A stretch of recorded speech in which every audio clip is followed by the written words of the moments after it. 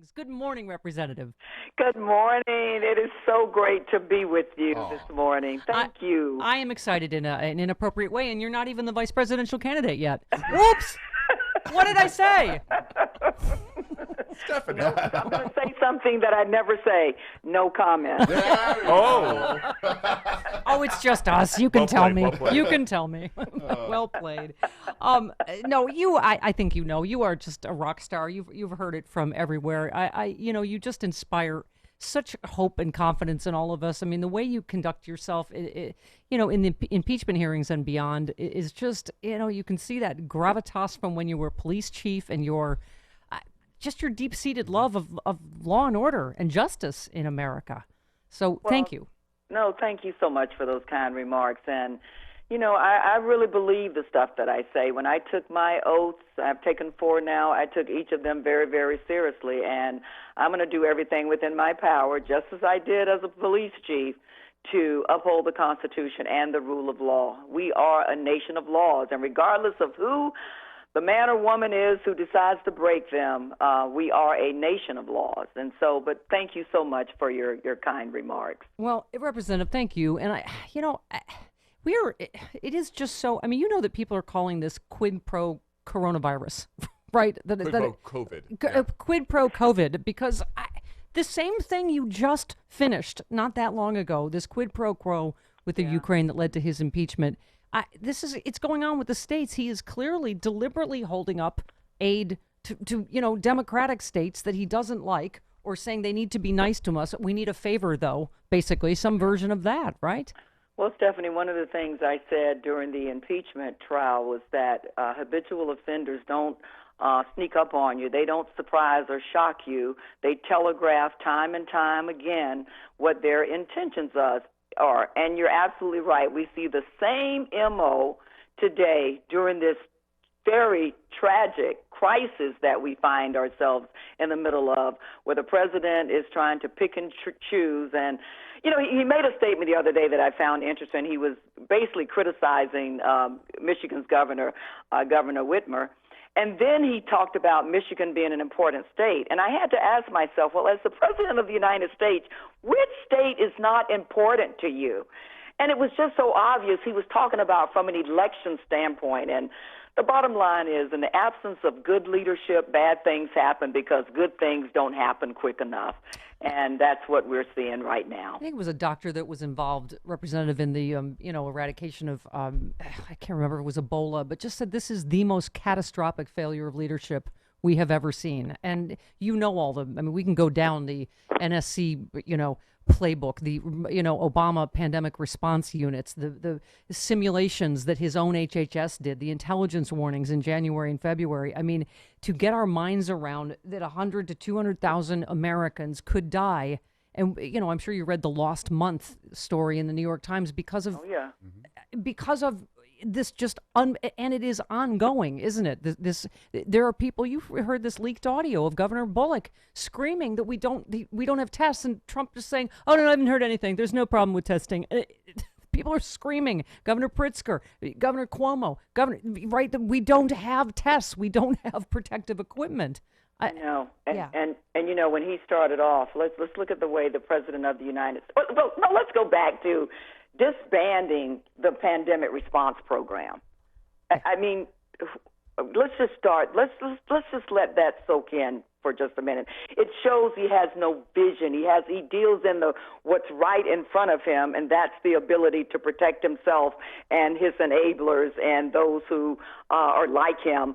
But anyway, let's just start there. But then to say that governors, for example, should scramble for themselves and compete with each other to get much needed personal protection equipment and life-saving equipment like ventilators, and not have a national production and distribution program, it just kind of goes to the extreme lack of leadership in the White House. And it just reminds me that a lot of people want to be the lead. or the leader, but they have no interest really in leading. He has no clue, and he's utilizing, I think, these daily briefings. He can't go out and do his campaign rallies right now. So he's replaced those rallies with his daily briefings. So I just think we're at a terrible time. I mean, as you know, 164,000 confirmed cases in the United States of America. Over 3,100 people have died. Florida has its own crisis within the crisis, and we have an absence of leadership at the top. Representative Demings, I was just going to ask you, is this clearly when they're saying, the experts are saying between 100 and 200,000 people, if we do everything perfectly, you have Governor DeSantis, who just did this ridiculous decision to close some counties in Florida, and that's not the way you do it. We need a national lockdown. We see, from around the world and from these graphs what works.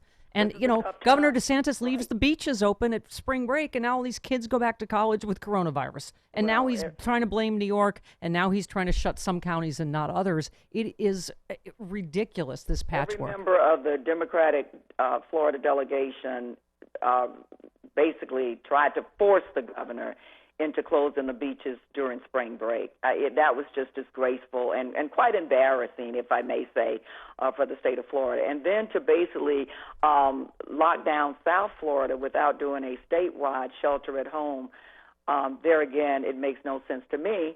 But I think it goes back to the close relationship between the president of the United States and the governor of Florida. But their primary responsibility, as you well know, is the safety and protection of the people that they represent. So Florida, 5,700 confirmed cases, 71 deaths. We can do this, but we've got to make smart, strategic decisions. And so far, we haven't seen that at the top in the nation nor in the state of Florida. Representative, you and obviously Speaker Pelosi and other Democrats thank you, so responsible for this, all the good that did get in the stimulus bill. You tweeted, House Democrats passed $2.2 trillion in emergency assistance to American families and businesses. This will not be the end of our work. We must be able to pull together and help one another in times of crisis. Well, on cue, Trump and Republicans, no more spending. Trump and the GOP cast doubt on new stimulus. No more spending. We did all the spending, said one White House aide. Because you want to do crazy things like food assistance for poor people, something like that. I mean, it's right. I mean, it's crazy what they just think is important or not. Well, I just thank God for our Democratic leadership, Speaker Pelosi and Whip Clyburn and Leader Hoyer and others who really just said no to the original package from the Senate, where they were trying to take care of the top 1%ers and make sure people's 401ks. And look, that's fine and wonderful, but what about the people who have to go to work every day? What about the most vulnerable in society? What about those who work hard making those corporations look good to make those billions of dollars? And so this was definitely a families first, people's first relief bill. And we expect the next one and the next one to do the same thing. This is about taking care of people on the ground, and we were committed to doing it. And I just thank God we were able to get it done. Yeah. Representative Demings, can you talk to me about this? Just the headline, Trump overrides stimulus bill inspector general. So he did a signing statement saying, of course, essentially what he had said, he'll do the oversight and he's going to ignore this. I mean, every single unprecedented thing that happens, right? You made sure that you got that in there, right? That there is an inspector general to oversee this, so it is not a slush fund for big corporations, right? We've learned some painful lessons from the past. I mean, the relief legislation from 2008 and 2009 had all the right intentions, but it did not have the proper oversight to make sure that corporations did not pay themselves first, pay their CEOs first, pay their stockholders first. And so now we did what was right. It received bipartisan support to include an inspector general and a 5-person panel that would oversee to make sure that these funds in the corporate relief program are dispersed properly. But now it's almost laughable, or maybe I should cry, that this president, the one who was impeached last year, the one who basically coordinated his trial with the Senate Majority Leader, is now going to provide oversight of his corporate friends Right. and how they spend the money. That's just ridiculous. And look, we're going to continue to fight whatever executive order or order that he proposes all the way. But it just shows you that he does believe he is above the law, and doggone it, it's time for America to care about that. Thank you. Yes. Thank you. Hallelujah. You also tweeted hospitals need more ventilators and protective gear. They need it yesterday. Any statement to the contrary is wrong. I keep saying stop carrying these campaign commercial quote-unquote press conferences. Talk to the hospitals and the doctors and the governors who are screaming for help. You talk, speaking of important voting, you tweeted the headline, Florida held its primary despite coronavirus. 2 Broward poll workers tested positive. You said this is why it's vitally important we support efforts to expand vote by mail. The 2020 election cannot be a choice between staying healthy and voting. And on cue, he said the quiet pout out loud, Representative Demings. Did you hear the president basically said, we don't want that many people voting? Right? Richard Painter said he's admitting he doesn't want high levels of voting and that his party would lose. Suppressing the vote is the name of the game. He hopes the virus will be his ally. I mean, he said it out loud. Yeah, he said a lot of interesting statements out loud, about numbers. If we don't want our numbers will be too high if we do that. And I think the American people get it, and certainly Floridians with Florida's history in the voting lane get it, that we're a tough country. We've seen some tough times and gotten through some tough times. We voted through tough times and wars. We can do this. Voting is the only guarantee that we have of leveling the playing field. Doesn't matter if you're a billionaire or you're like my mom, you clean houses for a living, your vote should matter. And people understand that if they are going to get what they deserve, as people who have to go to work every day or seniors who have gone to work every day, then who's in elected office matters. And through tough times, I believe people will press their way to the polls and cast their vote. Now, should we make voting easier in this country?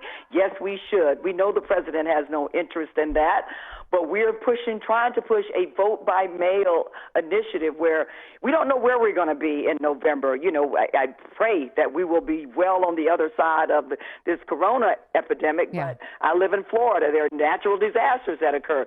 Let's make voting by mail possible for everybody. Yep.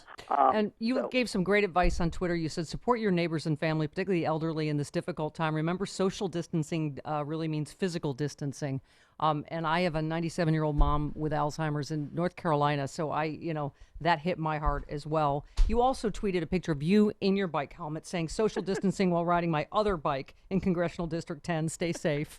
I am a bike. That is my bucket list, is to go on a bike ride with you. Yeah. Let's do it now. I also have a Harley Davidson. Oh, no, not that. Not the Harley. I'm scared of Harleys. I mean a real bike. But the next time I talk to you, it might be Madam Vice President. So, so we'll have Secret Service detail, which will be fantastic. Never say again. All right. No comment. No comment. I have another dream. Miami sexy liberal in June. Speaker Pelosi's done it. Chairman Schiff has done it. Maybe Representative Val Demings will join us for Florida sexy liberal tour. With a little encouragement, you never know. Yeah. We'll ride our bikes there. Representative, what a true honor and a privilege. Thank you so much for taking time. Thank you so much for inviting me. All right. We'll talk to you soon. Thank you. All right. Thank you, Take care. Representative. Yay.